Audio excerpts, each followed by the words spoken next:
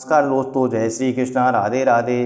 क्या आप जानते हैं नवरात्रि में हमें कौन सी सब्जियां नहीं बनाना चाहिए, कौन सी सब्जियां बनाने से हमारा व्रत खंडित हो जाता है और कौन सी सब्जियां खाने से माता हमसे रुष्ट हो जाती है। इस तरह से यह सब जानकारी जानने के लिए आप वीडियो में अंत तक अवश्य बने रहें। नवरात्रि के मौके पर घर की विशेष साफ सफाई की जाती है और ख़ास तैयारियां भी होती हैं। ऐसे में कुछ चीज़ों को घर से निकालना भी अच्छा माना जाता है। धार्मिक मान्यताओं के अनुसार नवरात्रि में कुछ सब्जियों को खाने से मना किया गया है और ना ही ये सब्जियां बनाना चाहिए। इन सब्जियों को बनाने और खाने से घर में नकारात्मक ऊर्जा आती है, साथ में माता रानी का श्राप लगता है। और साथ में हम आपको यह भी बताएंगे कि कौन सी चीज़ें हमें खाना चाहिए। आइए जानते हैं कि वे कौन सी सब्जियां हैं और कौन सी चीज़ें हैं जिनको हमें नवरात्रि के दौरान नहीं खाना चाहिए। सबसे पहली बात है, हमेशा मूली से दूरी बनाए रखें। ज्योतिष शास्त्र में मूली का संबंध राहु से बताया गया है।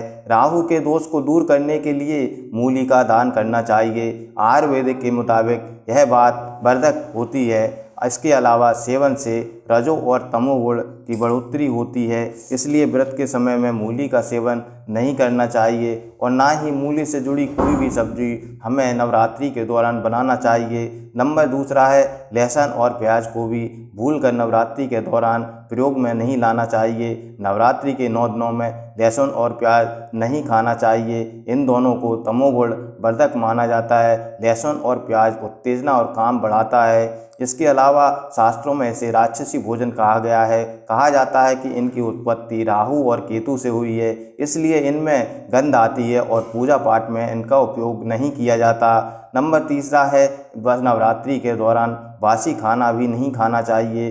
गीता में बासी भोजन को तामसिक और रूपवर्धक बताया गया है। ऐसे भोजन को अपवित्र की श्रेणी में रखा गया है, इसलिए बासी और जला हुआ भोजन व्रत के दौरान हमें नहीं करना चाहिए। नंबर चौथा है, मांस का सेवन भी नवरात्रि के दौरान ना करें। नवरात्र के पर्व पर मांसाहार खाना वर्जित माना गया है। मान्यता के मुताबिक साधना के समय किसी और जीव को नहीं सताना चाहिए। दुर्गा सप्तशती में इसको लेकर एक खास दिशा निर्देश दिए गए हैं। पूजा करने वालों को जीवों पर दया भाव रखना चाहिए और अहिंसक रहना चाहिए।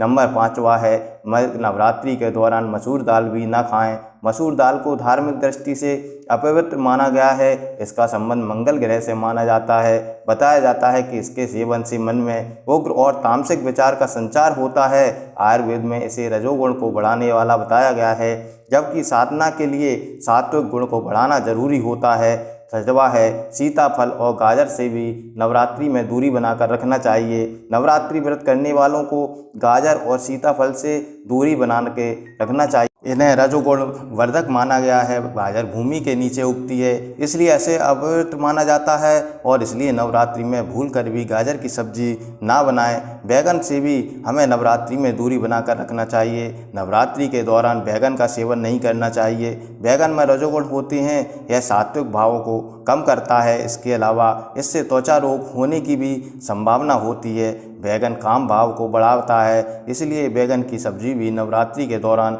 हमें नहीं बनाना चाहिए।